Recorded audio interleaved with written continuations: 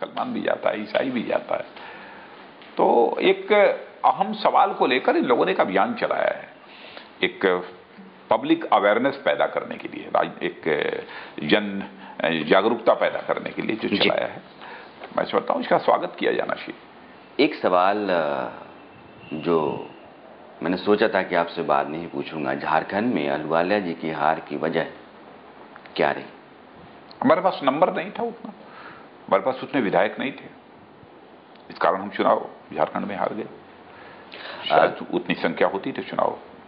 कहा यह भी जाता है कि पार्टी के कुछ बड़े नेता जो थे उनके बीच में चूंकि रजामंदी नहीं थी, इसलिए अहलुवालिया जी चुनाव नहीं।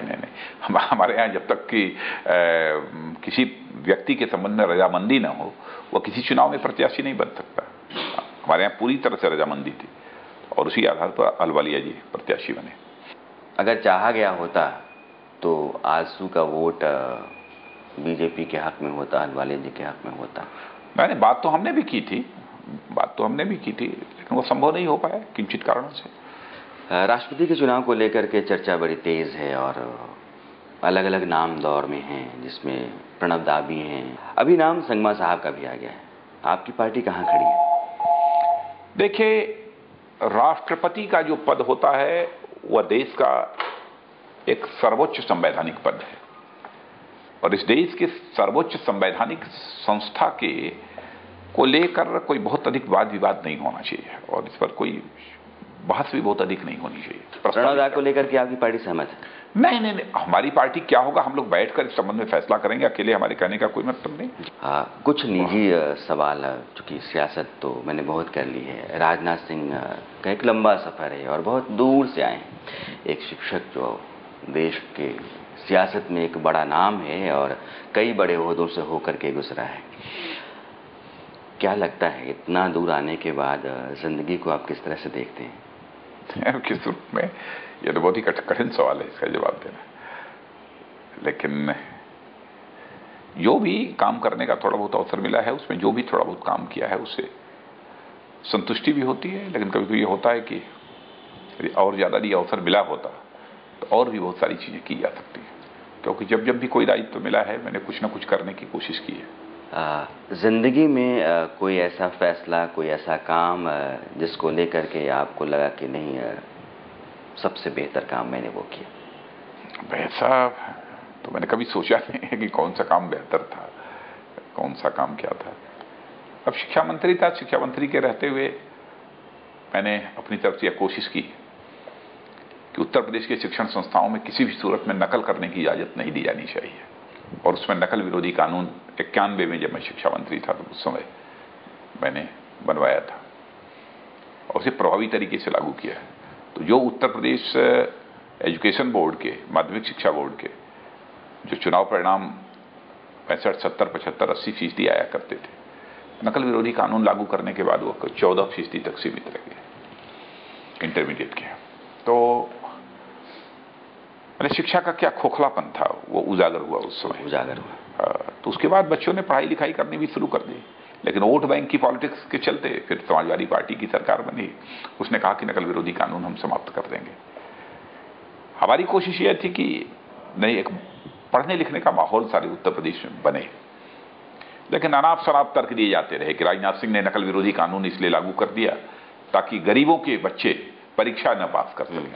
लेकिन शायद इस सच्चाई को वो जानबूझकर छिपाना चाहते हैं प्रदेश और देश की जनता से कि जिन बच्चों की बाप की जेब में पैसा होता है उनको नकल कराने वाले बहुत लोग मिल जाते हैं, लेकिन जिन बच्चों की बाप की जेब में पैसा नहीं होता है, केवल जिसमें पसीना होता है, जो गरीब होते हैं, उनके बच्चों को नकल कराने वाला भी कोई नहीं मिलता। जिंदगी का कोई ऐसा मकाम, कोई ऐसा फैसला जिस पर कोई मलाल हो अभी तक?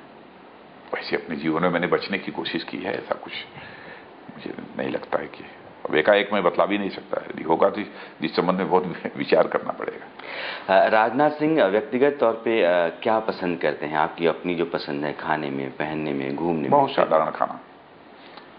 अब आज का हमारा ब्रेकफास्ट यदि आप सुनेंगे तो हमारा ब्रेकफास्ट 2 रोटी थी, मट्ठा था, नमक, जीरा और बाद में थोड़ा सा गुड़। आज का मेरा नाश्ता यही था। एक आम किसान, आम आदमी जो खाता है वही मैं भी खाता हूँ। सबसे ज्यादा प्यार आप अपनी जिंदगी में किससे करते हैं?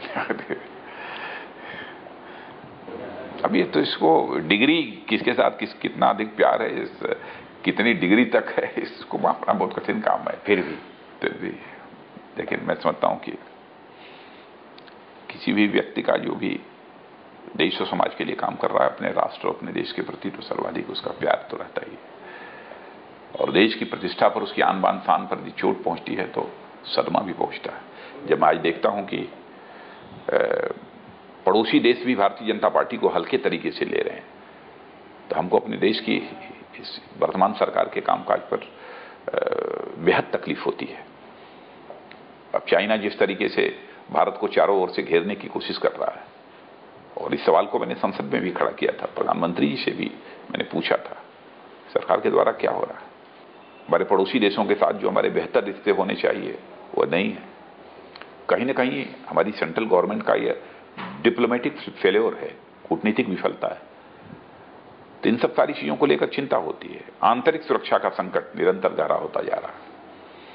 नक्सलवाद तेजी के साथ बढ़ रहा है, उग्रवाद बढ़ रहा है जी, आतंकवाद बढ़ रहा है, देश कहां जा रहा है? रुपया अपना कमजोर हो रहा है, डॉलर मजबूत हो रहा है, महंगाई बढ़ रही है, जनता त्रस्त है, खड़े हो गए हैं। जैसे लगता है कि हमारी यह कांग्रेस लेड यूपी गवर्नमेंट पूरी तरह से अकर्मण्य हो गई है, नॉन फंक्शनल हो गई है। सामान्य तौर पर नेताओं के बारे में आम आदमी जान नहीं पाता है, जो कि वो मंच पर देखता है, रैलियों में देखता है, अलग अलग ओहदों पर देखता है। जिंदगी के बारे में बहुत कुछ पता उसको होता नहीं है।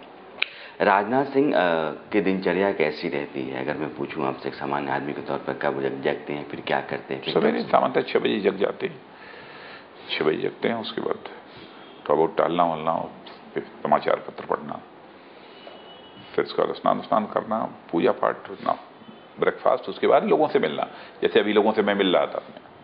और प्रतिदिन 50, 60, 70, 80, 90, 100 लोगों से तो मिलता ही हूँ मैं। कभी कभी संख्या 150, 200, 250 तक भी जाती है। और उसके बाद सारे देश में जहाँ कार्यक्रम लगते हैं उन कार्यक्रमों में मैं जाता हूँ। फिल्में देखना पसंद करते हैं? फिल्म देखे बहुत दिन हो गए, नहीं देख पाया। आखिरी फिल्म कौन सी देखी होगी? पहले मैं बहुत पसंद किया करता था, ये कौन पहले जो देखते थे, उपकार थी, और उपकार मुझे बहुत पसंद थी उस समय, मनोज कुमार की। मनोज कुमार की। तो पूरा पश्चिम भी आपने देखी होगी? पूरा और पश्चिम भी? पूरा पश्चिम, वो भी बहुत पसंद थे, बहुत पसंद थे। पूरा पश्चिम भी बहुत पसंद थे। एक बार नहीं, 4 बार देखा है मैंने उसको। गाने आप भी सुनते हैं? अपनी स्टूडेंट लाइफ में पुराने गानों का सब है, ये पसंद है मुझे। वो सिंगर जो आपको ज्यादा पसंद हो? सभी, लता मंगेशकर, आशा भोसले, सभी का है, क्या बता, मन्ना डे, मोहम्मद रफी। खाने में सबसे ज्यादा क्या पसंद करते हैं? खाने में साधारण खाना खाते हैं तो क्या, जैसे मुझे आम बहुत पसंद है। आम बहुत पसंद है, आम पसंद है, जलेबी पसंद है, जलेबी, ये सब है। राजनाथ जी, बहुत सारी बातें सियासत की, बहुत सारी बातें आपकी निजी दिल की, आपने वक्त निकाला, बात की, आपका बहुत बहुत धन्यवाद। बहुत बहुत धन्यवाद जी। तो ये थे बीजेपी के पूर्व अध्यक्ष और पूर्व केंद्रीय मंत्री राजनाथ सिंह। अगले हफ्ते किसी और हस्ती के साथ फिर होगी बात, इसी वक्त इसी जगह। तब तक के लिए दीजिए इजाजत, नमस्कार।